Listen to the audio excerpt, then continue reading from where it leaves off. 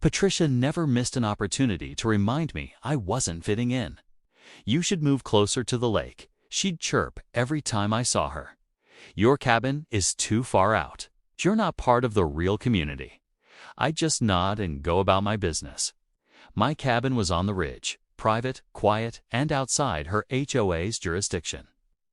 But Patricia couldn't stand the idea of someone living nearby who wasn't under her thumb. One Saturday, she escalated.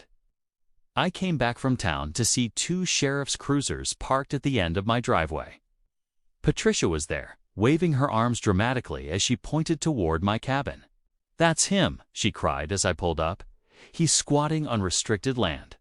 He refuses to move to the HOA-approved area by the lake. Arrest him immediately."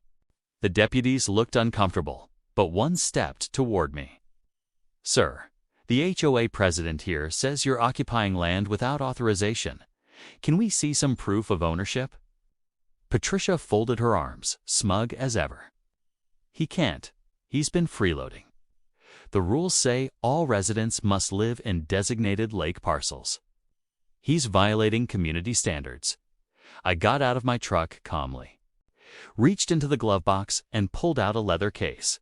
Snapping it open, I handed the deputy a laminated pass. He read it carefully, eyebrows rising. Then he turned it around so Patricia could see U.S. Department of the Interior Lake and Land Access Permit. Issued to Richard Steele. Authorized for full residence and oversight in designated areas. Patricia's mouth fell open. The deputy cleared his throat. "Ma'am, this gentleman isn't squatting. He's a federally authorized landholder. This pass means he has broader rights than your HOA bylaws. His cabin is on private land under federal recognition." Patricia sputtered, binder trembling in her hands. That can't be true. "Nobody outranks the HOA." The deputy chuckled. "Ma'am, the federal government does, and this pass overrides anything in your binder." Neighbors had begun to gather, drawn by the flashing lights.